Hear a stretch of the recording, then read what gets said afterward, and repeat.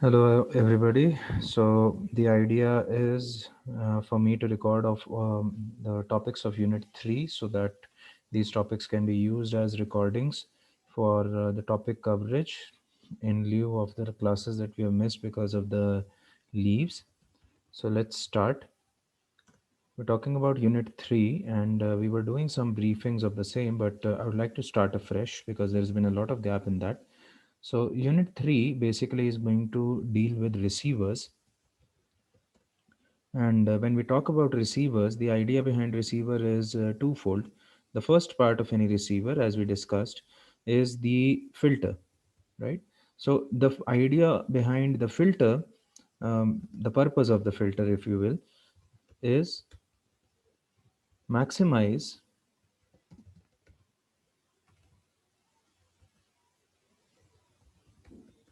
the signal to noise ratio. Okay, the idea behind the filter is to maximize the signal to noise ratio. That is the effect of noise on the signal needs to be minimized, right? That is the basic idea of the filter. Obviously you cannot increase the signal power, you cannot decrease the incoming noise power. All you can do is you can reduce the effect that the noise has on the signal power. So signal to noise ratio को increase करना हमारा main purpose है यहाँ पे. Second part होता है detector. The purpose of the detector is to make the decision.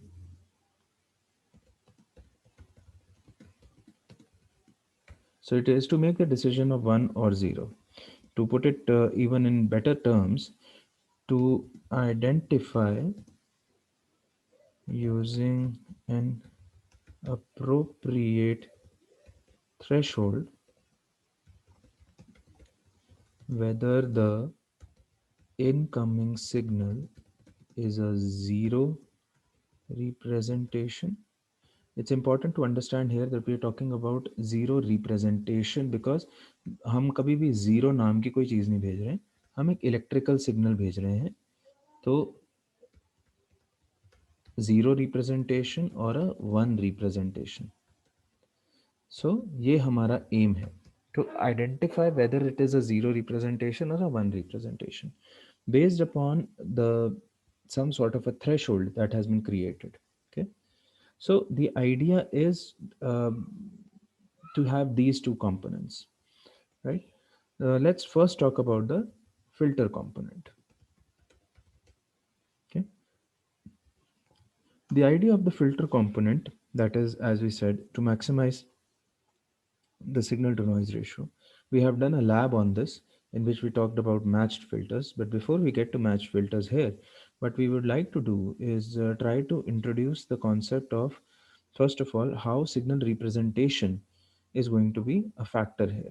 So you see, both in the filter where we are maximizing the signal to noise ratio and everything, when we had talked about match filters in the lab, we had talked about the matching being done to the transmission of a particular signal, right? So the idea is that since we have multiple possible signals that are coming in, the filter will have to have multiple parallel branches, right? And those multiple parallel branches will have some sort of uh, correlative effect, that is some sort of similarity. हम कोशिश करेंगे कि हमारा incoming signal किसी ना किसी एक branch से बेस्ट बेस्ट डिटेक्ट हो जाए, या S0 के लिए एक ब्रांच हो सपोज और S1 के लिए एक ब्रांच हो एंड सो ऑन. सो ये जो आइडेंटिफिकेशन है, ये जो लॉजिक है, ये लॉजिक होता है जिसे हम रिसीवर का डिज़ाइन बनाते हैं या फिल्टर का डिज़ाइन बनाते हैं. तो फिल्टर डिज़ाइनिंग के प्रोसेस का हमें एक चीज़ समझ में आता है कि अलग अलग सिग्नल कंपोनेंट्स या अलग अलग सिग्नल्स के लिए अलग अलग ब्रांचेस होनी ज़रूरी है. So the filter component will have, it has multiple branches which support the filtering of different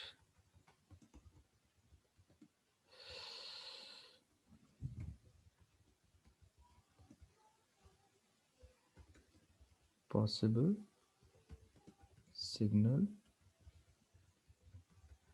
representations. So it has to have different branches, and each branch gives a similarity score. Okay, some sort of a threshold similarity score. I'll tell you what the similarity score means. So each branch will have some sort of a similarity score, or what you can call, um, will have a key, you can say SNR, right?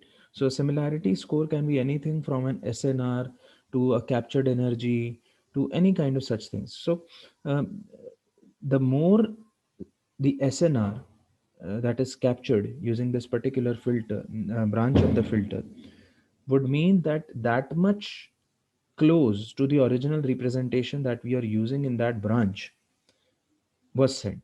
So if it is a representation between zeros and ones, then whatever branch supports zero representation more will have higher SNR, and whatever branch for a zero transmission and would have lower, should have a lower representative signature for a one representation.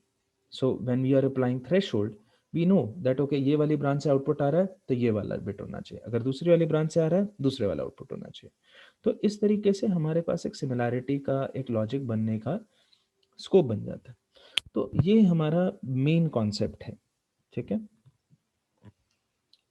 With respect to the bit represent,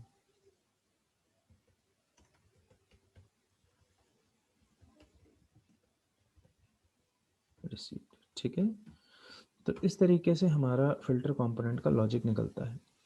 अब क्योंकि हम बात कर रहे हैं कि हर branch में कहीं ना कहीं एक सिमिलैरिटी, एक एसएनआर का लॉजिक होने वाला है, तो हमें चाहिए कि बाकी सारी ब्रांचेस के मुकाबले उसकी रिप्रेजेंटेशन जो है वो उतनी ज़्यादा एक दूसरे से दूर रहे। यानी कि अगर मैं एक चीज़ से सिमिलैरिटी, सिमिलैरिटी का मतलब क्या हुआ, कोरिलेशन।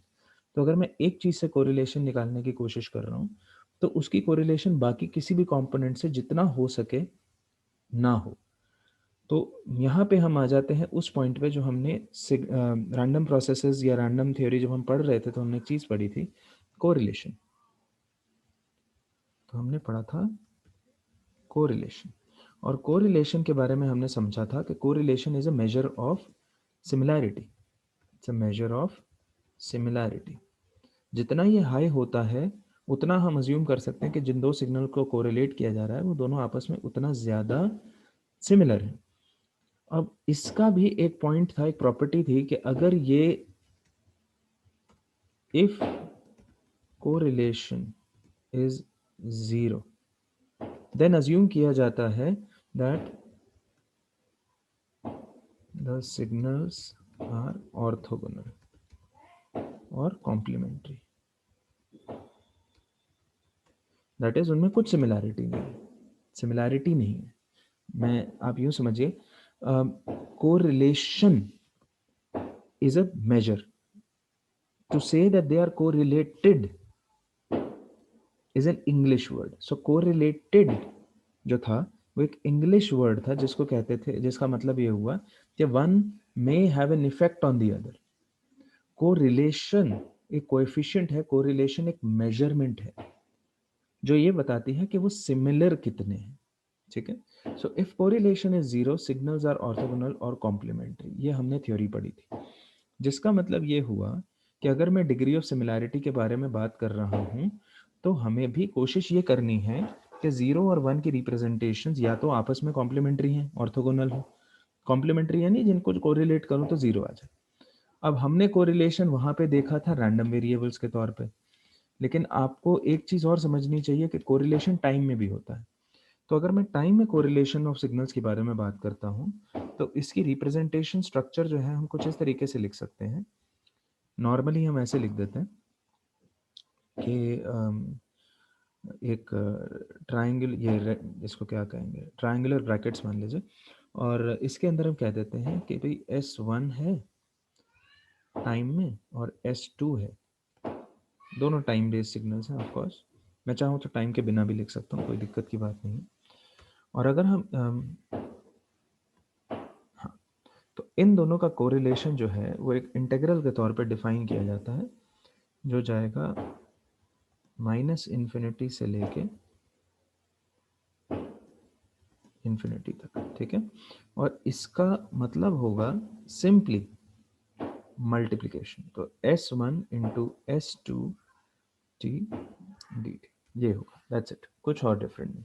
तो अगर किन्हीं भी दो सिग्नल्स के बारे में बात हो रही है और उनके कोरिलेशन के बारे में बात हो रही है, तो कोरिलेशन को समझा जा सकता है as multiplication and integration over the entire existence limit.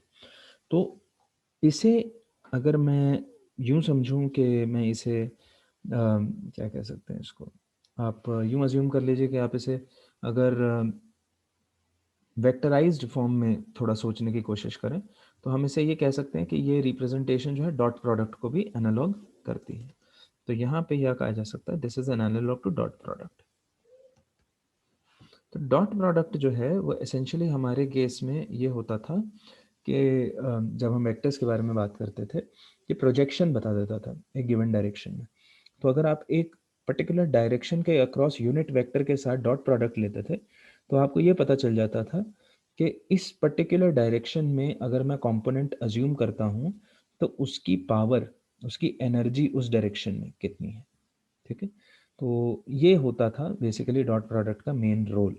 अब यही अगर आप आई कैप, सिर्फ आई कैप के अक्रॉस करते थे, तो आपको मिल जाता था आई कैप एक्स एक्सेस का कंपोनेंट, आई कैप का कंपोनेंट। लेकिन यही अगर एक आर्बिट्ररी डायरेक्शन में आई जे के को अज्यूम करते हुए आप एक रैंडम वेक्टर उठा लो और उस वेक्टर को बोल दो कि हाँ भाई अभी इस डायरेक्शन में मुझे प्रोजेक्शन चाहिए दूसरे वेक्टर का। ईच वेक्टर रिप्रेजेंट, अगर एक पर्टिकुलर कोई भी वेक्टर है जिस वेक्टर का मैग्नीट्यूड 1 मान लिया जाए, तो वो सिर्फ एक डायरेक्शन को रिप्रेजेंट करता है। अब इस पर्टिकुलर डायरेक्शन को अगर मैं अज्यूम करता हूँ कि भाई इस डायरेक्शन में मुझे प्रोजेक्शन निकालना है, तो मैं डॉट प्रोडक्ट यूज़ करता हूँ, ठीक है।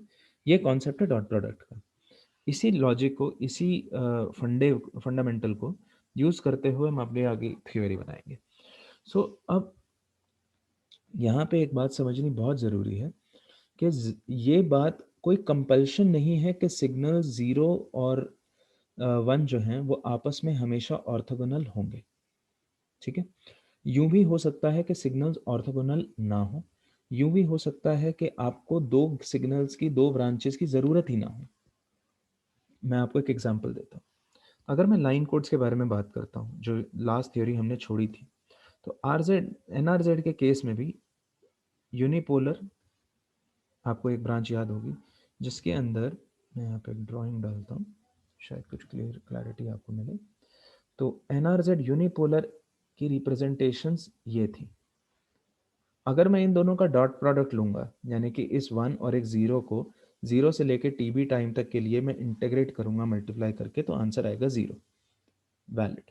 यानी कि ये मेरे दो ब्रांचेस को रिप्रेजेंट कर सकता है। यहाँ पे भी मुझे एक ही ब्रांच की ज़रूरत पड़ेगी, क्योंकि दूसरा तो ऑटोमेटिकली ज़ीरो ही होने वाला है। लेकिन अगर यहीं पे मैं एक और थ्योरी उठाता हूँ और उस थ्योरी में मैं कहता हूँ कि भाई यूनिपोलर नहीं है, पोलर है, एनआरजेड पोलर है। पोलर रिप्रेजेंटेशन का लॉजिक डिफरेंट ऐसे था कि उसकी वैल्यू दूसरे से नेगेटिव थी। अब जब आप इसका डॉट प्रोडक्ट लोगे, तो ये एक नेगेटिव एनर्जी के फॉर्म में आएगा, एक नेगेटिव पावर आएगी।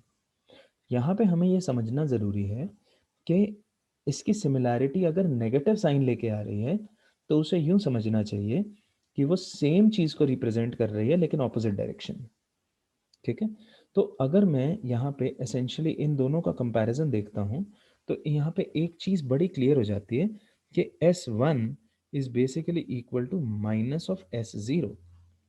तो कायदे से ये सेम ही सिग्नल्स हैं, बस इनकी थ्रेशोल्डिंग जो है वो नेगेटिव फॉर्म में है। तो अगर एक पर्टिकुलर चीज़ का कोरिलेशन इससे निकाला जा रहा है और वो पॉजिटिव आ रहा है, तो पॉजिटिव वुड मीन कि वो वन की रिप्रेजेंटेशन है। और अगर दूसरे को यूज़ किया जा रहा है और नेगेटिव आ रहा है, तो उसका मतलब होगा कि सेकंड रिप्रेजेंटेशन है। ये काम भी मैं सिंगल ब्रांच से कर सकता हूँ, है ना। अब हम आते हैं किसी और केस पे। तो देखिए जी, ये तो सिंपल लाइन कोड्स हैं, ये डायरेक्ट लाइन कोड्स हैं जो हमने पढ़े हैं। इसके अंदर और भी थ्योरीज ऐसी आती हैं जो हमने अभी पढ़ी नहीं है। फॉर एग्जाम्पल, एक लाइन कोड होता है जिसको कहते हैं PPM लाइन कोड। अब ये एक ऐसी टेक्निक है जिसको आपने पढ़ा नहीं है, बट पल्स पोजिशन मॉड्यूलेशन अपने आप में एक पल्स की मॉड्यूलेशन टेक्निक के फॉर्म में समझी जा सकती है। इसके केस में क्या होता है कि 1 की रिप्रेजेंटेशन और 0 की रिप्रेजेंटेशन जो है वो एक ही टाइम स्लॉट में अलग अलग पोजिशंस पे देखी जा सकती है। ठीक है, तो अगर मैं हाफ टाइम फर्स्ट हाफ के अंदर उसकी एग्जिस्टेंस मानता हूँ तो वो वैल्यू कहलाएगी कि भाई ये मेरा S1 है, और अगर सेकेंड हाफ में देखता हूँ तो वो S0 है। तो अब इन दोनों में तो कोई सिमिलैरिटी नहीं है, ये आपस में ऑर्थोगोनल है, और हमारा केस भी बिल्कुल ठीक है। और ऑर्थोगोनैलिटी की वजह से यहाँ पे ये दो ब्रांचेस जो हैं इंडिपेंडेंट रहेंगी, तो ये ब्रांच नंबर 1 और ये ना ब्रांच नंबर 2 में यूज़ किया जा सकता है। ठीक है, अब मैं आता हूँ और एक कॉम्प्लिकेटेड थ्योरी पे। ठीक है, इसको समझने की कोशिश करेंगे। अब मैं आर्बिट्ररी लाइन कोड्स के बारे में बात कर रहा हूँ। तो लेट्स से कि आपके पास एक आर्बिट्ररी लाइन कोड है जिसकी रिप्रेजेंटेशन कुछ ऐसी है।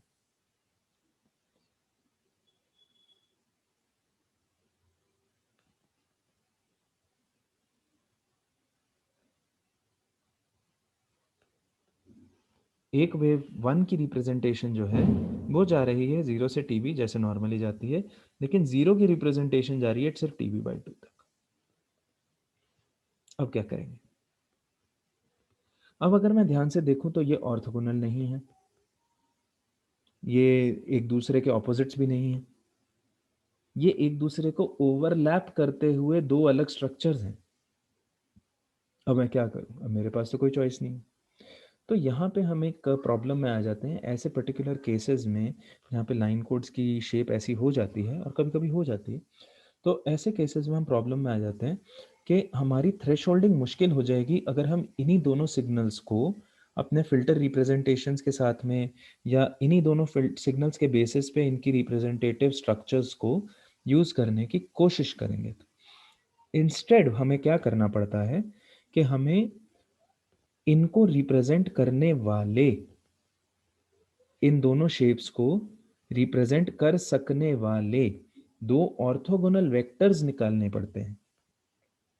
ऐसे वेक्टर्स जो आपस में एक दूसरे के परपेंडिकुलर हों, और जब उनको गिवन वेट्स के साथ कंबाइन किया जाए, यानी कि आप यूं लगा लो कि मैं आई कैप और जे कैप इन्वेंट करने की बात कर रहा हूं, एक ऐसी स्पेस में जिनके अंदर एक ये और एक ये दो आर्बिट्ररी वेक्टर्स हैं।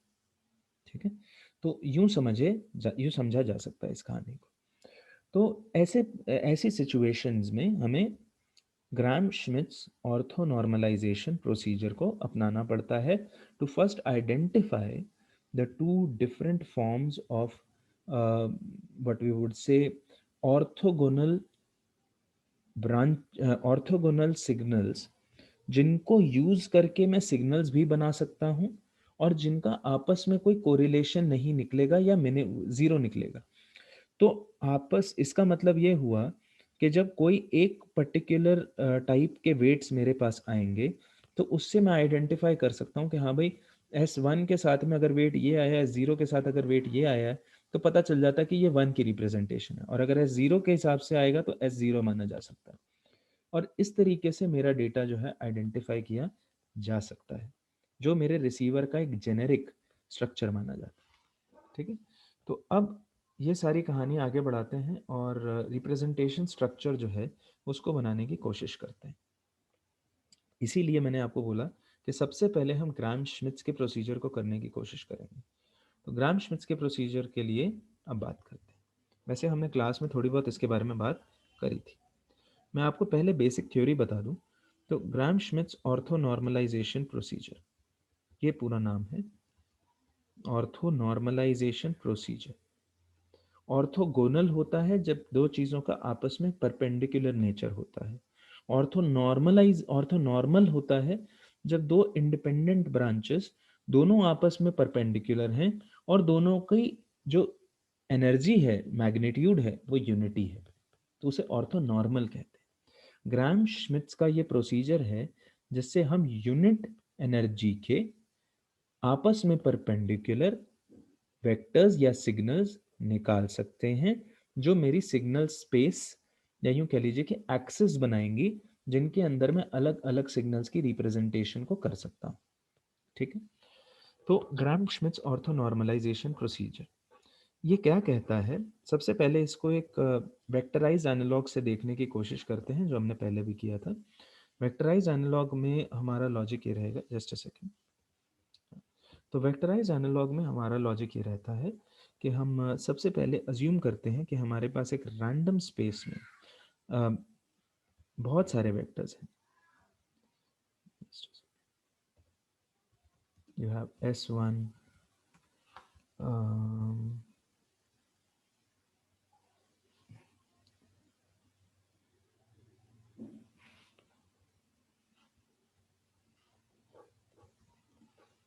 S1 है,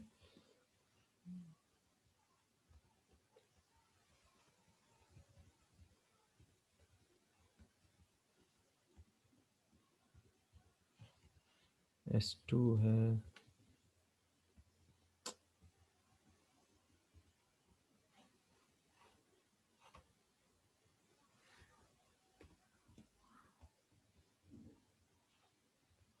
S3 है, S4 है। चार से ज़्यादा की हमें ज़रूरत नहीं पड़ेगी, बट थियोरेटिकली इनफाइनाइट हो सकते हैं। ठीक है। तो ये हमारे पास बहुत सारे सिग्नल्स या वेक्टर्स हैं। अब आप एक चीज़ समझने की कोशिश करें, जब मैंने आपको बोला कि रिप्रेजेंटेशन 0 और 1 के बारे में जब हमें सारी बात कर रहे थे, ये याद रखिए कि सिर्फ बाइनरी डिसीजंस हमारी ऑप्शंस नहीं हैं। हम एम एरी सिग्नल्स के बारे में भी बात कर रहे हैं। एम एरी सिग्नल्स के अंदर लॉजिक और डिफिकल्ट हो जाता है और ओवरलैप के केसेस और बढ़ जाते हैं, कि जो हम सिग्नल्स को यूज़ कर रहे हैं वो सिर्फ दो सिंबल्स को नहीं, कॉम्बिनेशन ऑफ बिट्स की को यूज़ करके 4 सिंबल्स या 8 सिंबल्स या 16 सिंबल्स की रिप्रेजेंटेशन के लिए भी यूज़ किए जा सकते हैं।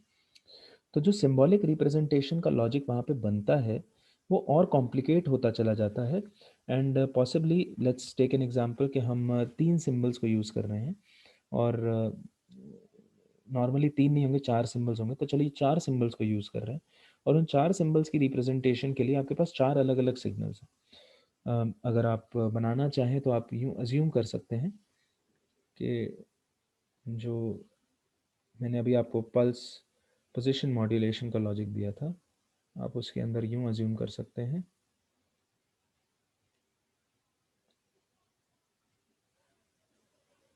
कि कहीं पे भी कुछ इस तरीके की रिप्रेजेंटेशंस हैं। ठीक है। आर्बिट्ररी रिप्रेजेंटेशंस हैं, कहीं पे कोई पास किसी के हो सकता है, बट है सब कुछ इसी के अंदर। यानी कि अलग अलग रिप्रेजेंटेशन स्ट्रक्चर्स अलग अलग केस में बन सकते हैं। इसको pulse position modulation line code भी कहा जाता है। यूँ भी अज्यूम कर सकते हैं कि इसको हम ऐसे भी समझ सकते हैं,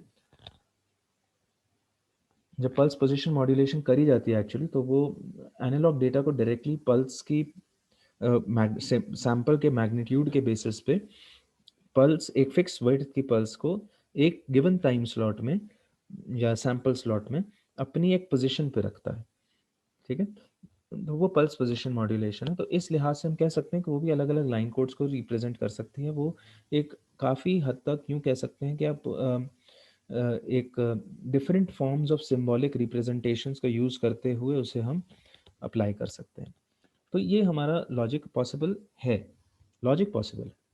तो अगर मैं ग्राम श्मिट प्रोसीजर का लॉजिक समझ जाता हूँ और आगे बढ़ता हूँ, तो फिर हम रिप्रेजेंटेशन स्ट्रक्चर्स का एक लॉजिक क्रिएट कर सकते हैं।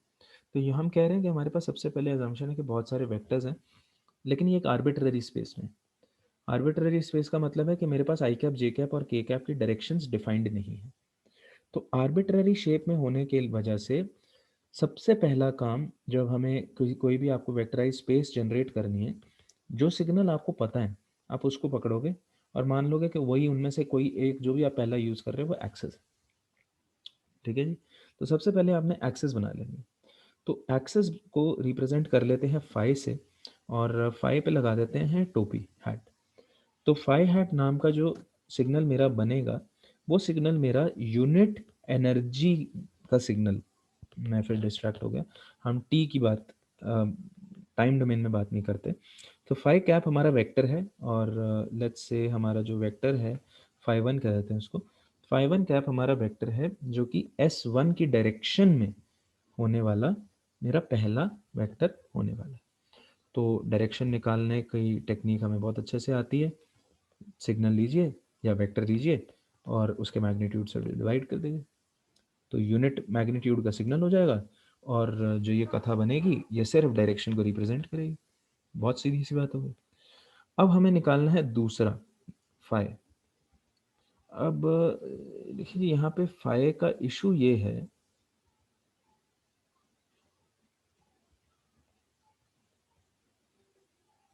कि पहले मुझे बनाना पड़ेगा जी वेक्टर। तो फाई टू का वेक्टर क्रिएट करेंगे, क्योंकि वेक्टर सेकंड वेक्टर या सेकंड एक्सिस क्रिएट करने के लिए फर्स्ट जो हमने एक्सिस बनाई है उसका कंपोनेंट सब्ट्रैक्ट करना पड़ता है, उसका component in the other direction subtract करना पड़ता है। मैं आपको एक लॉजिक से दिखाना चाहूँगा कि जब मेरे पास कोई भी एक गिवन वेक्टर आई कैप और जे कैप के फॉर्म में होता है तो उसकी रिप्रेजेंटेशन स्ट्रक्चर ऐसे रखा जाता है, some let's say a one i cap plus a two j cap. और इस स्ट्रक्चर के अंदर हम ये कहते हैं कि अगर मैं इसका प्रोजेक्शन यहाँ निकालता हूँ तो ये ए वन होगा, और अगर प्रोजेक्शन यहाँ निकालता हूँ तो ये ए टू होगा। ठीक है, तो ये लॉजिक जो है ये है प्रोजेक्शन का।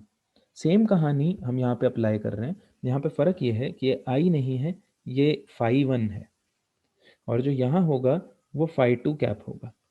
अब फाई टू कैप का कंपोनेंट, अब अगर मुझे मैं ये कहूँ कि भाई निकाल के बताओ, तो सबसे पहले मुझे ये करना पड़ेगा कि S1 के अलोंग जो A1 है वो निकालना पड़ेगा।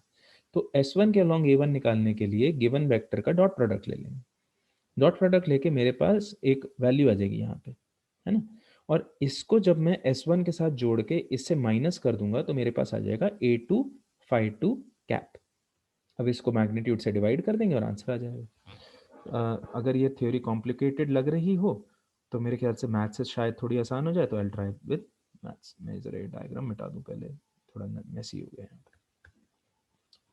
तो फाई टू कैप निकालने के लिए पहले निकालना पड़ेगा जी फाई टू वेक्टर, और फाई टू वेक्टर निकालने के लिए जो भी मेरा S2 मैंने यूज़ किया था, जो मेरा S2 आया था, उस S2 में से सब्ट्रैक्ट करेंगे। ठीक है, सब्ट्रैक्ट करेंगे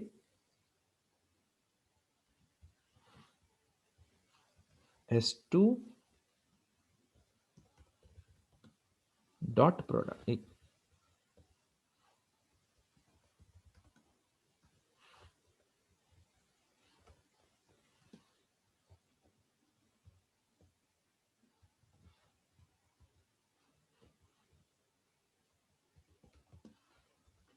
S2 का डॉट प्रोडक्ट करेंगे फाई वन के साथ, और इसको रखेंगे, अच्छा this is not phi one vector, my mistake. Dot product करेंगे जी फाई वन हैट के साथ, और इसको यूज करेंगे अगेन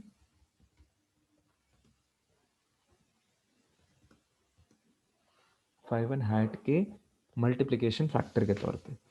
इससे मेरे पास एक और वेक्टर आएगा। अब यही वेक्टर स्पेस जो है, अब इससे मैं आ जाता हूँ इस कहानी पे कि अगर मैं फाई टू के ऊपर लगा देता हूँ टोपी, फाई टू है, तो ये जो है, जो फाई टू कैप का यूनिट वेक्टर बनना है, ये होगा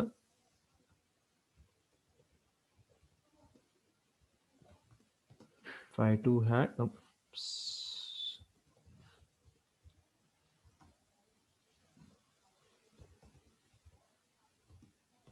फाई टू वेक्टर हो गया दिस डिवाइडेड बाय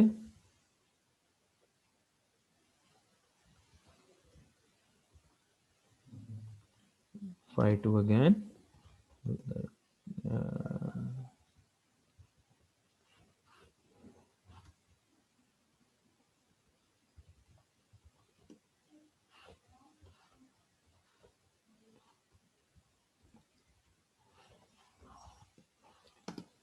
इस तरीके से। ठीक है, तो यू कैन अंडरस्टैंड कि यहाँ पे अब फिर से आ गए हैं यूनिट वेक्टर, या यूनिट वेक्टर के लॉजिक पे आ चुके हैं।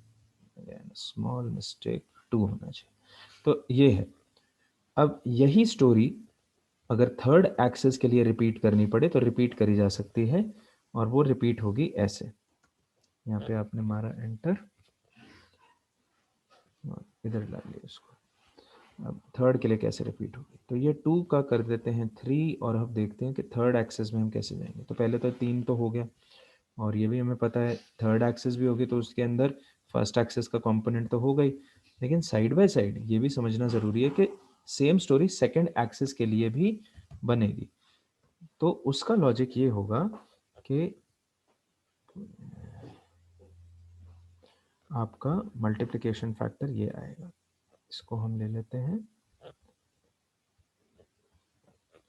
और यहाँ पे S3 तो ठीक है क्योंकि थर्ड एक्सेस का थर्ड वेक्टर का कंपोनेंट निकाला जा रहा है। फाइव 2 उठाएंगे और ये 2 जाएगा। तो इस तरीके से लॉजिक निकलता है। ठीक है, तो अब थर्ड एक्सेस के अंदर हमारा कंपोनेंट आ गए सेकंड के और फर्स्ट के, और अगेन उसका यूनिट वेक्टराइजेशन के लिए आपने उसको मैग्नीट्यूड से डिवाइड कर दिया। ठीक है, सेम स्टोरी फिर से आपको ये याद रखना है कि ये सेम कहानी जो भी हम कर रहे हैं, ये चारों वेक्टर्स, अगर मेरे पास 4 पॉसिबल वेक्टर्स मुझे दिख रहे हैं तो this there is a possibility कि इन चारों की अपनी एक पोजीशन होगी, इन चारों का अपना एक एक्सेस हो सकता है। अगर ये सवाल है कि भाई 3 ही एक्सेस तो होते हैं, तो याद रखिए वो 3 एक्सेस वो हैं जिनमें हम अपनी लाइफ विजुअलाइज कर सकते हैं, वो 3 एक्सेस वो हैं जिनमें हम अपनी लाइफ समझते हैं। ज़रूरी नहीं है कि सिर्फ वही 3 एक्सेस हैं। हमारी जो थॉट है, हमारा जो नज़रिया है, हमारी जो अप्रोच है, वो 3 डायमेंशनल है, लेकिन एक्चुअली में पोस्टुलेट किया जाता है कि there are infinite possible dimensions that are possible. तो इस वजह से आपको मल्टीपल डायमेंशंस के mathematics at the very least हमें यूज़ करनी पड़ती है।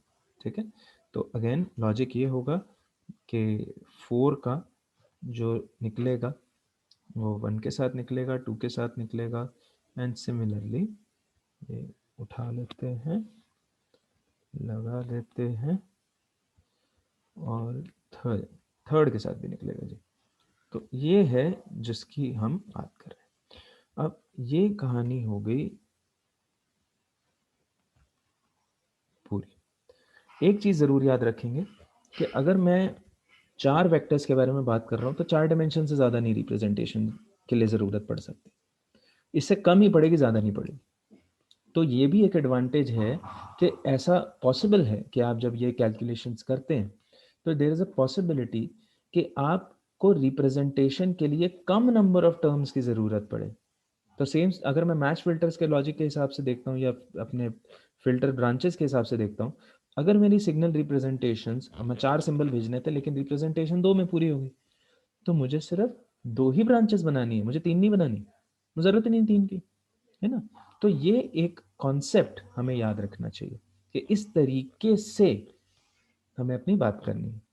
ठीक है, तो ये है, और ये मेरा कंपोनेंट का प्रोसेस जो मैंने आपको अभी यहाँ पे दिखाया है, ये है वेक्टर फॉर्म में, है ना।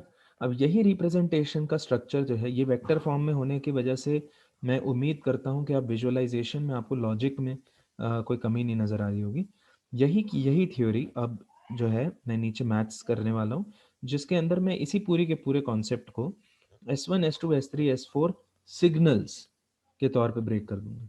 ठीक है, ज़रूरी नहीं है कि आपको कभी भी इसका कोई क्वेश्चन 4 वेक्टर्स के लिए करने पड़े, लेकिन करना पड़ भी जाए तो थ्योरी सेम है, मैथ्स आपके पास होगी।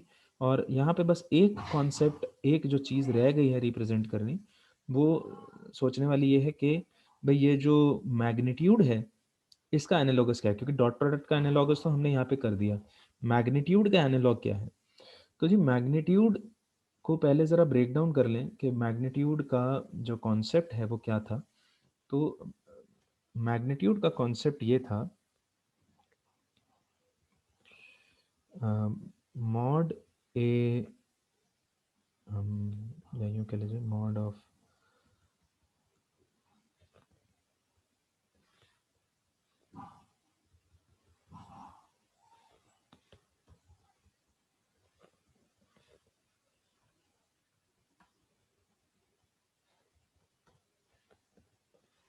अगर मैं मॉड के बारे में बात करता हूँ तो मॉड ऑफ एस 4 लगा लीजिए, या सिंपल एस भी लिख सकते थे, कोई दिक्कत नहीं है।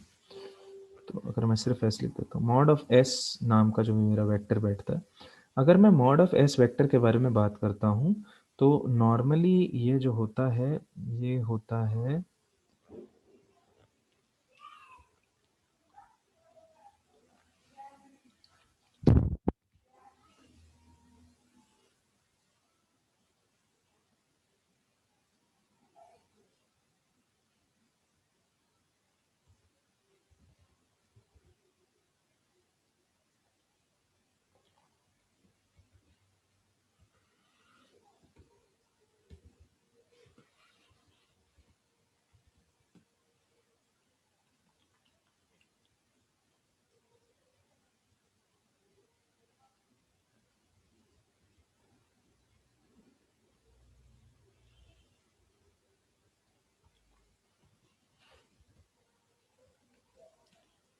ये जो फॉर्मूला मैं अभी लिखने जा रहा हूँ, ये ज़रा मैं अपनी सोच से बना रहा हूँ, इससे थोड़ा सा स्ट्रगल कर रहा हूँ, please bear with me.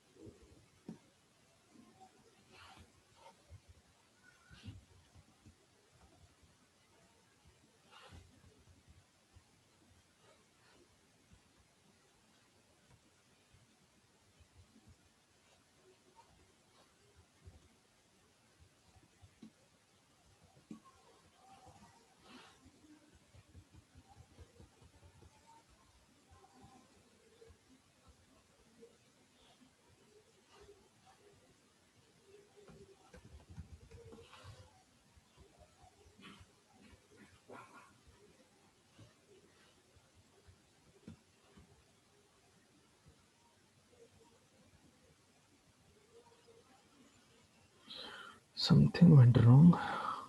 Let me try to write it again.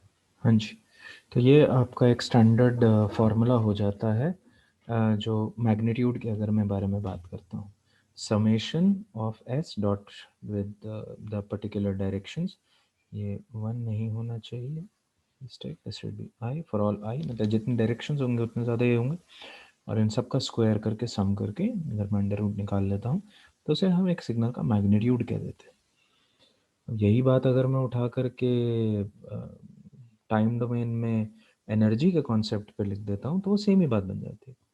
तो कायदे से लॉजिक ये होता है कि एक एनालोगस ऑफ मैग्नीट्यूड जो आ जाता है, वो कुछ यूँ समझा जा सकता है कि भाई square root of energy of the given signal, ठीक है।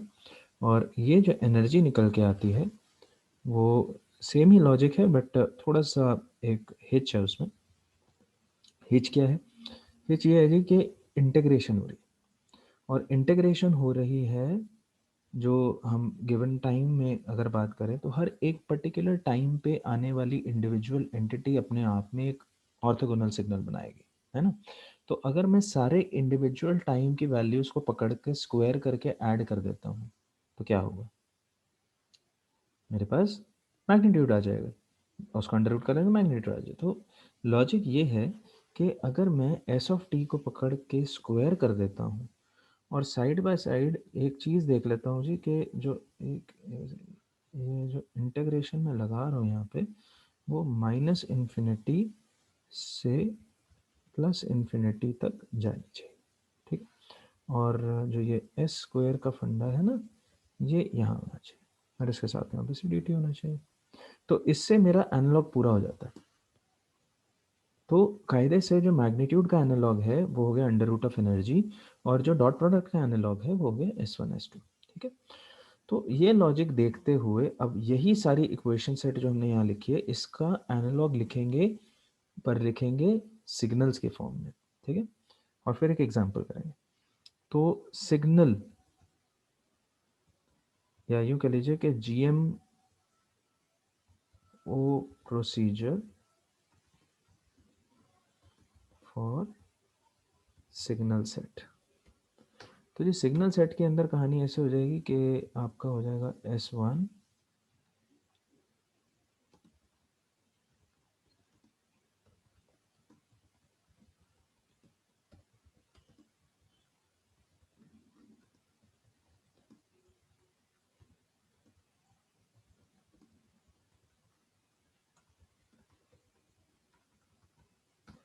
तो मेरे पास 4 सिग्नल्स होने वाले हैं। अब सबसे पहली बात है कि मुझे यूनिट एनर्जी का सिग्नल चाहिए जो कंप्लीटली कोरिलेटेड हो, बिल्कुल सेम हो, बस मैग्नीट्यूड में छोटा हो, ये चाहिए मुझे। तो मुझे चाहिए जी phi 1 t। तो मुझे चाहिए, अब यहाँ पे हम हैट कैप रिप्रेजेंटेशन से आगे बढ़ जाएंगे। तो रादर नहीं बढ़ सकते क्योंकि हमारे पास एक प्रॉब्लम है। हमारे पास प्रॉब्लम ये है कि जो सिग्नल रिप्रेजेंटेशन आने वाली हैं वो सिग्नल रिप्रेजेंटेशंस के लिए मुझे ये बताना ज़रूरी है कि कहाँ पे यूनिट वेक्टर आ रहा है या यूनिट एनर्जी की बात हो रही है। तो phi 1 cap t जब मैं लिखूंगा तो वो यूनिट एनर्जी के सिग्नल के बारे में लिखूंगा। तो जो यूनिट एनर्जी का सिग्नल होने के लिए आपको चाहिए S1 t डिवाइड करेंगे, अब जो डिवाइड करेंगे वो करेंगे square root of energy of S1। ठीक है, इस तरीके से इसे रिप्रेजेंट कर सकते हैं।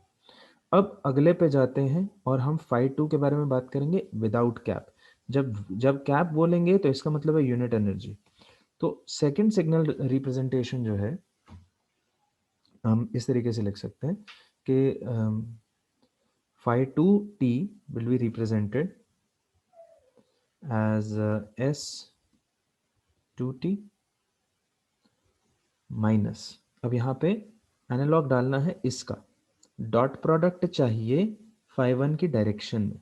तो डॉट प्रोडक्ट का एनालॉग आप देख रहे हैं हमने इस तरीके से यहाँ लिखा था। ऑब्वियसली इंटीग्रेशन फॉर्म में लिखना थोड़ा कॉम्प्लिकेटेड हो जाएगा, तो हम यहाँ पे इस फॉर्म में लिखेंगे और ये हो जाएगा S1 t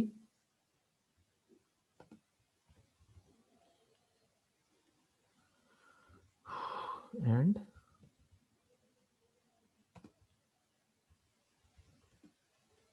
phi 1 hat।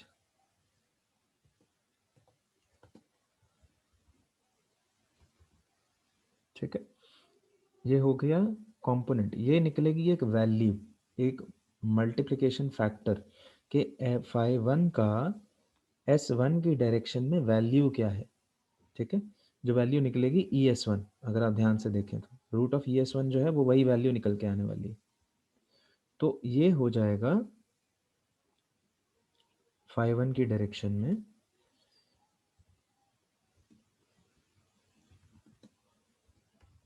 मेरी value.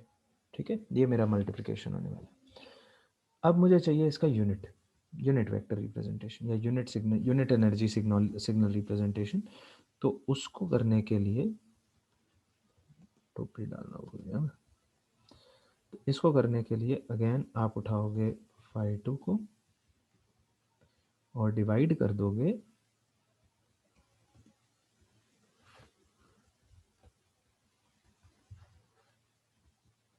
Square root of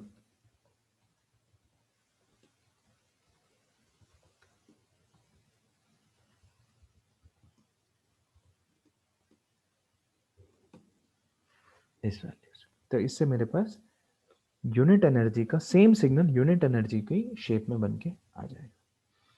same cheese repeat करेंगे और कॉपी पेस्ट से शायद थोड़ा काम हमारा आसान हो जाए।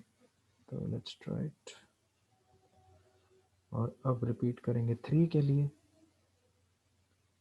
तो जब मैं आपके लिए यहाँ पे लिख रहा हूँ, ये याद रखेंगे कि ये रिप्रेजेंटेशंस बहुत जेनेरिक हैं और अलग अलग फॉर्म्स में आप इसको यूज़ कर सकते हैं, कोई दिक्कत नहीं आती है। एक गलती हो गई मुझसे यहाँ पे, ये S2 होना चाहिए। और अब इसमें जो है एक minus bracket S2 T, I am sorry S3, फिर से वही गलती करेंगे ना, S3T पकड़िए और इसका डॉट प्रोडक्ट आप करिए फाई टू कैप से, तो फाई टू हैट टी, ठीक है। इसका डॉट प्रोडक्ट के बारे में बात हो रही है और ये dot product as a direction treat करेंगे इसको। तो यहाँ पे फिर से हम इसे इस तरीके से लिखें, तो ये मेरी इक्वेशन बनेगी। और जो यहाँ पे फाई थ्री है उसको यूज़ करेंगे। और यहाँ हमारी अब थर्ड फॉर्म ऑफ इक्वेशन या थर्ड बेसिस, जिसको हम फंक्शन कह देते हैं, बेसिस सिग्नल कहते हैं। तो आप ये याद रखेंगे, अगर मैं वेक्टर्स में बात करता हूँ तो जो ये phi one cap, phi two cap, phi three cap, phi four cap बने हैं, ये बने हैं बेसिस वेक्टर्स। तो ऑर्थो, अगर मैं Gram Schmidt ortho normalisation procedure को एक डेफिनेशन देना चाहता हूँ, एक बार ये ज़रा कंप्लीट करके वो डेफिनेशन देंगे। Just give me 1 second, just final touches. तो ये हो जाएगा जी 4 की रिप्रेजेंटेशन के लिए आ जाएगा S451। अब कॉपी कर दें, एडवांटेज होगी।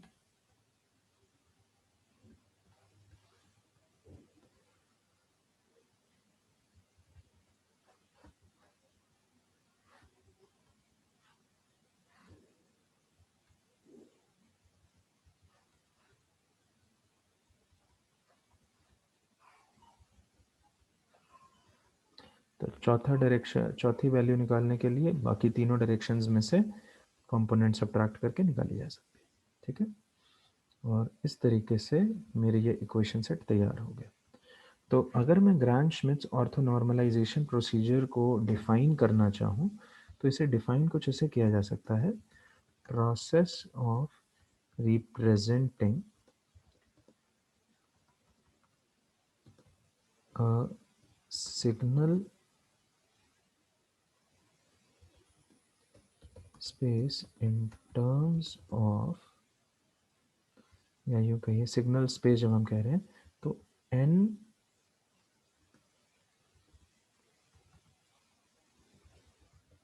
यूँ कहा जाता है n dimensional signal space in terms of m base, not only basis, ortho normal. Ortho मतलब परपेंडिकुलर, नॉर्मल मतलब यूनिट एनर्जी के, ortho normal basis signals, right? Yeah, process of representing n-dimensional signal space in terms of m orthonormal basis functions where m will always be less than or equal to n। ये बहुत important है समझना कि जो आपका n और m है उनके बीच का एक रिलेशन है। ये रिलेशन समझना जी बहुत ज़रूरी है, क्योंकि अगर मैं m और n का रिलेशन नहीं समझूंगा तो इसका जो मेन एडवांटेज है वहाँ पे लूज आउट कर जाएंगे। यूँ समझिए कि n डायमेंशनल सिग्नल स्पेस का मतलब हुआ S1, S2, S3, S4 से लेके Sn तक, और m ऑर्थोनॉर्मल बेसिस मतलब हुए phi one, phi two, phi three, phi four से लेके फाई m तक। अब मैं अगर ये कह रहा हूँ कि ये इससे कम हो सकते हैं तो उसका क्या मतलब है? उसका मतलब ये है कि मुझे रिप्रेजेंट करने के लिए ज़रूरी नहीं है कि उतने ही फंक्शंस लगें, जैसा कि हमने यूनिपोलर एनआरजेड के टर्म्स में देखा था। एक सिग्नल है, दूसरा है ही नहीं। एनआरजेड पोलर के फॉर्म में भी सेम चीज देखी थी कि एक सिग्नल से ही दोनों वैल्यूज रिप्रेजेंट करे जा सकते हैं using just a weight factor, एक का वेट 1, एक का वेट -1। सिमिलरली जो भी स्ट्रक्चर्ड लाइन कोड्स आपने अभी तक पढ़े हैं, अगर मैं एनआरजेड की बात करूं, आरजेड की बात करूं, मैनचेस्टर की बात करूं, ये सारे के सारे सिंगल रिप्रेजेंटेटिव स्ट्रक्चर से यूज़ करे जा सकते हैं। इनको दो यूनिट वेक्टर्स की भी ज़रूरत नहीं है, एक से ही काम हो जाएगा, है ना? तो ये हमारी एडवांटेज है जब हम बात कर रहे हैं बेसिक स्ट्रक्चर्ड लाइन कोड्स के बारे में जो कि पॉपुलर होते हैं। अगर मेरे पास दूसरा फॉर्म है, दूसरे टाइप का कम्युनिकेशन स्ट्रक्चर है जो कि पॉसिबल है, तो ऐसे केस में हमारे पास ये कैलकुलेशन कर लेना, ये एनालिसिस कर लेना पहले से इम्पॉर्टेंट होता है। दूसरी एडवांटेज ये भी होती है कि it leads to not only simplification of design but also rather effective thresholding and effective decision making. It also leads to the idea that you can actually have a simpler design, a lesser number of components needed for representing larger number of signaling representations. अभी आगे आने वाले time में unit 4 में आप PSK के बारे में, जब हम क्यूपीएसके या ऐसे किसी स्ट्रक्चर के बारे में बात करेंगे, तो हम देखेंगे कि क्यूपीएसके में 4 रिप्रेजेंटेटिव वैल्यूज होती हैं। ऐसे ही 8 पीएसके नाम की भी चीज़ होती है जिसके अंदर 8 अलग अलग सिंबल्स होते हैं। प्रैक्टिकली आज की डेट में यूज़ होने वाली टेक्नोलॉजीज में से एक है 256 पीएसके, जिसके अंदर 8 बिट्स को कंबाइन करके एक इंफॉर्मेशन भी बनाई जाती है। 128 PSK is a very common thing in communication. तो यानी कि 128 सिंबल्स इंडिविजुअल हैं। कितने डायमेंशंस में बात करेंगे? तो वहां पे हम पीएसके में एक बड़ी इंपॉर्टेंट एडवांटेज यहाँ पे देखते हैं कि सिर्फ दो ऑर्थोनॉर्मल बेसिस फंक्शंस के अलग अलग वेट्स के बेसिस पे मैं पूरी सिग्नलिंग रिप्रेजेंटेशन तैयार कर सकता हूँ विदाउट एनी प्रॉब्लम। तो ये होता है ग्राम श्मिट्स के प्रोसेस का, या यूं कह लीजिए कि ऑर्थोनॉर्मलाइजेशन प्रोसेस का एडवांटेज होता है कि हम ये इस तरीके की रिप्रेजेंटेशंस जो हैं वो जनरेट कर सकते हैं। ठीक है जी। तो ये लॉजिक को आगे बढ़ाते हुए और ग्राम श्मिट्स को एक बार ज़रा एक प्रैक्टिकल एग्जांपल से समझने की कोशिश कर लेते हैं। छोटा सा एग्जांपल करेंगे, ज़्यादा बड़ा नहीं करेंगे, बिकॉज ये मेन थ्योरी का पार्ट कम है बट एक एक्सटेंडेड रीजनिंग ज़रूर है।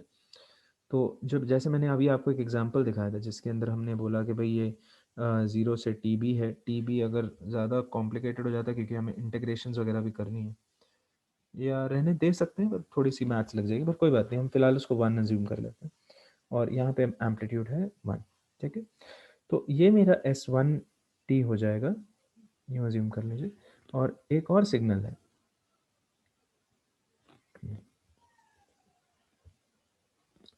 वो सिग्नल सिर्फ हाफ टाइम तक जाता है।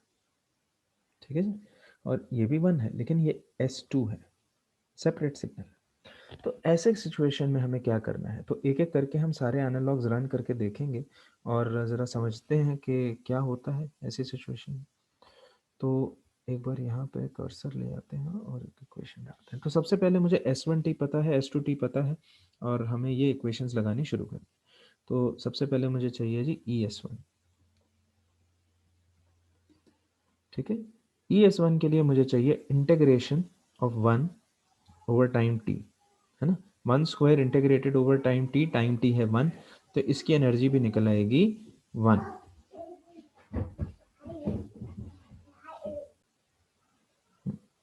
तो ये नोट कर सकते हैं कि ES1 जो है उसकी वैल्यू 1 हो जाएगी। ज़्यादा मुश्किल कॉन्सेप्ट यहाँ पे ये नहीं है।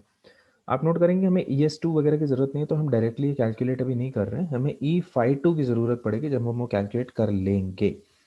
उससे पहले हमें कुछ काम करना पड़ेगा। तो ऑब्वियस ही बात है कि अगर ये यूनिट एनर्जी का सिग्नल अपने आप में ये है तो मुझे कुछ नहीं करना। मेरे एक कॉन्सेप्ट तो बड़ा सिंपल हो गया कि भाई जो जिसको हम फाई 1 कैप कह रहे थे, that is simply equal to S1। कुछ नहीं करना। ठीक है, तो एक सिग्नल स्पेस बना के रख लेना थोड़ा इंटेलिजेंट रहेगा, तो इसलिए हम क्या करेंगे कि हम ड्रॉ भी कर लेते हैं साथ में इसको बाहर ले आते हैं। और अब हम क्योंकि फाई बना रहे हैं तो ज़रा ग्रीन में बना देते हैं, और वैल्यूज अगेन 1 और 1, और ये हो गया जी 5 1 कैप। ठीक है, तो एक चीज़ तो क्लियर है कि यूनिट एनर्जी का सिग्नल है और ये बना के हमने साइड पे रख दिया, कोई दिक्कत नहीं, बहुत बढ़िया। अब आए थे दूसरी कहानी पे। दूसरी कहानी के लिए हमें चाहिए जहाँ हमारी लाइफ थोड़ी कॉम्प्लिकेट हो जाएगी, वो है फाई टू हैट टी। अब फाई टू हैट टी जो मुझे चाहिए उसके अंदर मुझे करना है S2T, और इसमें से मुझे सब्ट्रैक्ट करना है dot product correlation of this with this. अब कोरिलेशन निकालना है मेन काम। कोरिलेशन कैसे निकलता है? इंटेग्रेशन करते हैं मल्टीप्लिकेशन का, ये वन और ये, अगर क्योंकि मुझे इन लोगों को ओवरलैप करना है क्योंकि मल्टीप्लिकेशन की बात हो रही है, तो यही सिग्नल मैं यहाँ पे बना के भी देख लेता हूँ।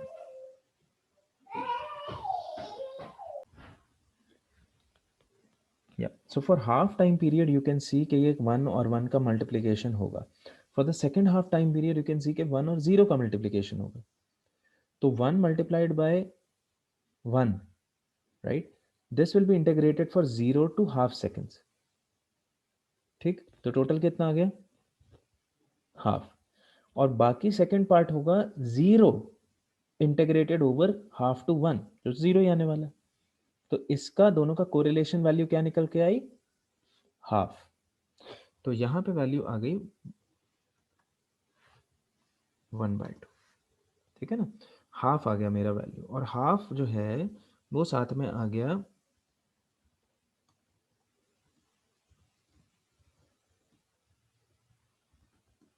φ1 hat t। ठीक है, अब ये बड़ी इंटरेस्टिंग बात होगी। अगर मैं इसको ध्यान से देखूं तो अब मुझे पहले इसको कैलकुलेट करना पड़ेगा। एक ज़रा ये लाइन हटा देते हैं और ज़रा आप देखेंगे सब्ट्रैक्शन कैसे होगी। तो ये मुझे हाफ ऑफ दिस पोर्शन लेना है जो इसमें से मुझे सब्ट्रैक्ट करना है। तो अगर मुझे सब्ट्रैक्ट करना है तो वो हो गया -½ in this range, this is -1/2। तो 1 + 1 -1/2 यानी कि वैल्यू यहाँ आएगी, और ऑब्वियसली जीरो माइनस नेगेटिव तो नेगेटिव ही रहेगा। तो ये बनेगा मेरी कहानी, इस तरीके से एक हाफ वे पे और इस तरीके से एक हाफ पॉइंट पे, और ये मेरा लॉजिक बन के निकलेगा। ठीक, तो अगर मैं ज़रा इस पोर्शन को रब कर देते हैं, देख तो आपने लिया ये क्या हुआ है यहाँ पे। और अब अगर मैं इसको बना देता हूँ यहाँ पे as a separate φ2 vector quantity. अच्छा, एक चीज़ अगेन देखिए गलती होती जाती है कि हमने जो ये कैलकुलेट किया था ये हैट के साथ नहीं है, ये सिर्फ φ2 है। ठीक है, ये गलती मैं करके आपको दिखा भी रहा हूँ, आप इसको मेरी गलती भी मानिए और साथ में ट्रेनिंग भी मानिए, ये चीज़ आपको याद रखनी है। ठीक है, तो सबसे पहले अब मैं, क्योंकि मुझे नहीं पता कि ये यूनिट एनर्जी का बना है कि नहीं बना, वो तो अभी कैलकुलेट हमें करना पड़ेगा। तो ये कैलकुलेट करने के लिए पहले यहाँ पे बना लेते हैं। तो ये हो गया हाफ और ये हो गया -1/2। ठीक है, ये सिग्नल निकल के आएगा इस सब्ट्रैक्शन होने के बाद, यानी कि मैं φ2 बना रहा हूँ यहाँ पे। ये जो मैंने बनाया ये है φ2t।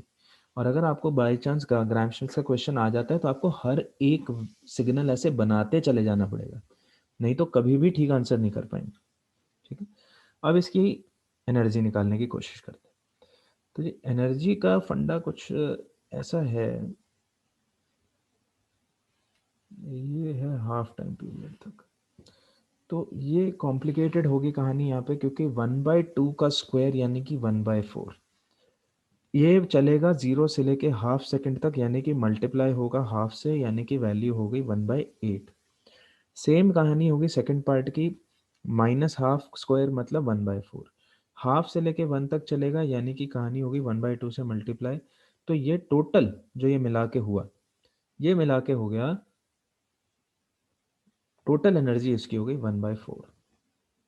ठीक है, और उसका अंडर रूट हो गया 1/2। तो सबसे पहले तो यहाँ पे हम एनर्जी लिख देते हैं ताकि हमारी थ्योरी कंप्लीट हो जाए।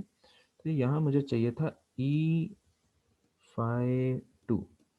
तो E φ2 अभी अभी हमने जो देखा निकल के आया 1/4। अगर कैलकुलेशन में कैसे कहाँ पे ये वैल्यू आई और कैसे आया, कुछ लॉजिक में आपको कमी नज़र आती है तो मैं डिस्क्रिप्शन लिख देता हूँ, 1/2 मल्टीप्लाइड बाय,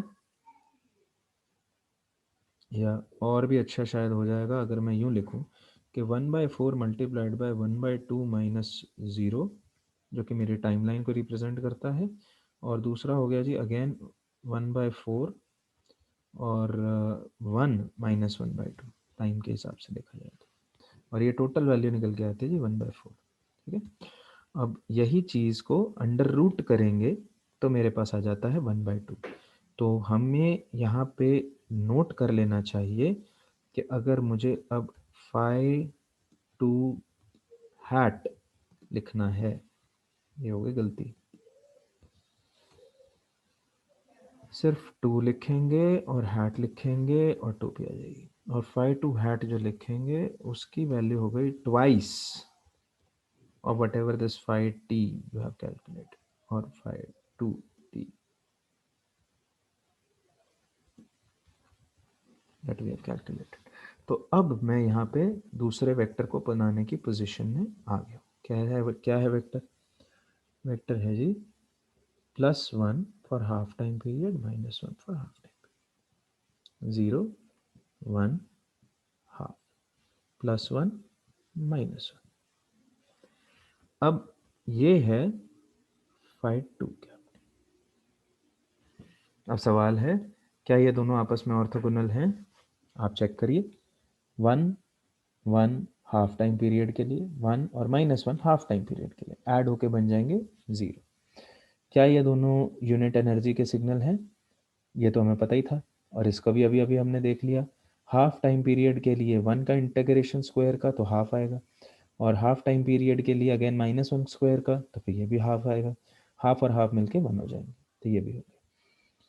अब आखिरी चीज़ जो मैं यहाँ आपको ज़रूर बताना चाहूँगा, बहुत इंपॉर्टेंट बात है, जो कि है कि हमने बोला था कि Gram Schmidt's is the process of representing signals. Gram-Schmitz is a process of representing S1 S2 in terms of phi1 phi2। हमने ये एक बार भी नहीं किया, हमने सिर्फ phi1 phi2 निकाले हैं।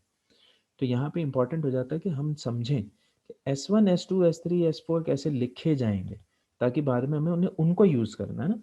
तो इसको लिखने के लिए हम ज़रा एक फिर से थोड़ा सा लास्ट मैथ्स करेंगे, और मैं इक्वेशन सेट ज़रूर लिखना चाहूँगा। अब कहाँ लिखें?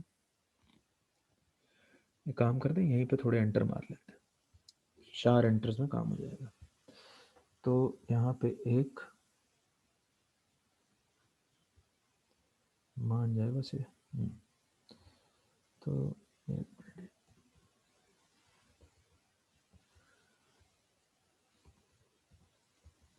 ये थोड़ा ज़िद्दी हो रहा, तो मैं काम करता हूँ नीचे ही लिख लेते हैं। तो सिग्नल रिप्रेजेंटेशन के पॉइंट ऑफ व्यू से हम बात कर रहे हैं, और हम बात कर रहे हैं कि मुझे लिखना है S1T, फिर मुझे लिखना है S2T,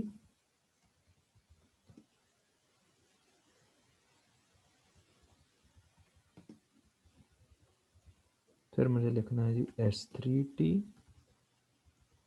फिर मुझे लिखना है जी S4T, और ऐसे हमें लिखते चले जाना बस। तो लिखने के लिए सबसे पहले S1 पे आते हैं। S1 कैसे लिखते हैं? S1 लिखते हैं स्क्वायर रूट ऑफ ES1 को यूज़ करते हैं और उसको मल्टीप्लाई कर देते हैं phi1 hat t। ठीक है, ये हो गया मेरा ये हो गया मेरा S1 की रिप्रेजेंटेशन। अब आगे आ जाओ, S2 के बारे में बात करते हैं ज़रा, उसके लिए वापस ऊपर जाना पड़ेगा। तो रीआइट्रेट करते हैं कि कैसे काम चलेगा। सबसे पहले चलेगा phi2 पे पहुंचने के लिए, ये phi2 है, यहाँ पहुंचने के लिए इन दोनों को मल्टीप्लाई करना पड़ेगा, तो इसको इधर ले जाओ, और S2 बनाने के लिए इस कंपोनेंट को उठा करके इधर लाना पड़ेगा। तो फिर से इसको वापस लिख लेते हैं। तो कहानी ऐसे है कि अगर मैं phi1 के फॉर्म में लिख रहा हूँ तो रिप्रेजेंटेशन हो जाएगा bracket S2 T with phi1 hat T bracket phi1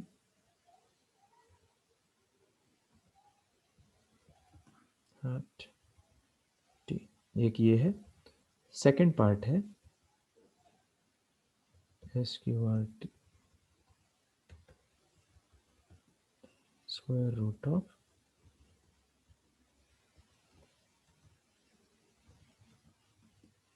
E phi 2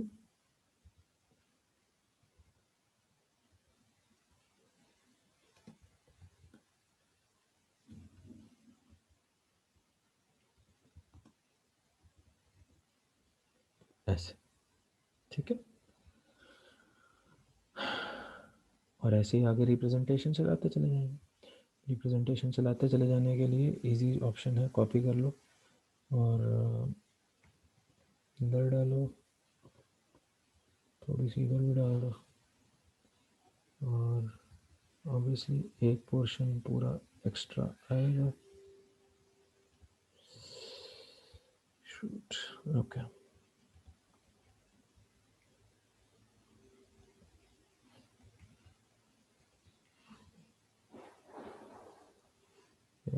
S3 5 1 चलेगा, फिर ये होएगा जी S3 S3 2 2 ये। सो जो लास्ट में ये ऑप्शन आप देख रहे हो 5 वाली, इसके अंदर क्योंकि थर्ड वेक्टर की इंट्रोडक्शन हो सकती है तो थर्ड वेक्टर आएगा। और यहाँ पे सेम चीज़,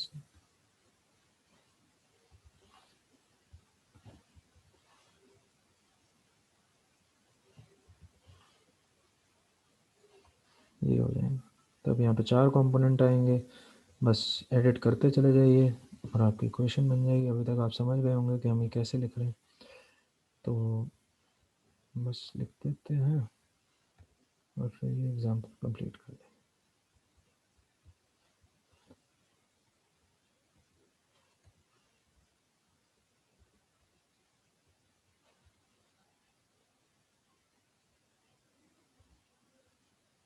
तो ये आपके थर्ड कंपोनेंट बन गया और ये फोर्थ कंपोनेंट का पार्ट आ गया, ठीक है। तो ये आपके मल्टीप्लिकेशन फैक्टर्स के फॉर्म में रिप्रेजेंटेशन स्ट्रक्चर तैयार हो गया। अब जैसे ये तैयार हो गया, मेरे पास यहाँ पे लिखने के लिए कहानी हो गई। क्या कहानी हो गई भाई, मुझे तो रिप्रेजेंटेटिव स्ट्रक्चर चाहिए था। रिप्रेजेंटेटिव स्ट्रक्चर के लिए मुझे चाहिए, यहाँ पे चाहिए था S1, है ना। S1T क्या है? S1T हो गया जी very simply root ES1 multiplied by 5 1 cap. अब ये तो आसान था क्योंकि हमने 5 1 कैप पहले ही निकाल रखा था, तो दैट वर्क्स बोथ वेज। तो आप 5 1 कह दोगे, हैट कह दोगे, टी कह दोगे और कहानी खत्म होगी। तो एक तो रिप्रेजेंटेशन स्ट्रक्चर तैयार ही था, इसमें कोई दिक्कत नहीं है। दूसरी मेन इशू है S2T के बारे में बात हो रही है, और बात ये हो रही है कि अब मुझे ये स्ट्रक्चर चाहिए। तो पहले मुझे डॉट प्रोडक्ट चाहिए, हमने निकाला था डॉट प्रोडक्ट हाफ था, तो यानी कि plus half of 5 1 cap T तो है S2 में, है ना। तो सबसे पहले वो लिख देते हैं, हाफ ऑफ 5 1 टी, ये तो है ही। सेकेंड कंपोनेंट को अगर मैं ध्यान से देखता हूँ तो ये है 5 2 divided by 2, 5 2 cap divided by 2। तो ये जो 5 2 का कंपोनेंट एज इट इज़ है, दिस डिवाइडेड बाई 2 का लॉजिक है, तो ये भी हाफ हो जाएगा। अगर इसको मैं हाफ कहता हूँ, हाफ ऑफ 5 2 हैट टी, ठीक है। तो half of 5 1 hat T plus half of 5 2 fat, इससे क्या होगा ध्यान से देखिए, ये हाफ हुआ, ये भी हाफ हुआ, तो ये हाफ टाइम भी हाफ वैल्यू तक चलेंगे। ये प्लस हाफ, ये माइनस हाफ, जैसे ही इन दोनों को ऐड करोगे हाफ प्लस हाफ 1 हुआ, हाफ माइनस हाफ 0 हो गया। तो अगर मैं यहाँ पे आता हूँ हाफ प्लस हाफ 1 और ये 0 और S2 का स्ट्रक्चर बन गया। तो अब हमने S1 और S2 दोनों ऑर्थो नॉर्मल बेसिस सिग्नल्स के फॉर्म में रिप्रेजेंट कर लिए। तो जब भी अब मुझे फ़िल्टर बनाना होगा या मैच फ़िल्टर बनाना होगा या कुछ भी बनाना होगा या कोरिलेशन निकालना होगा, तो मैं 5 1 कैप को यूज़ करूँगा, है।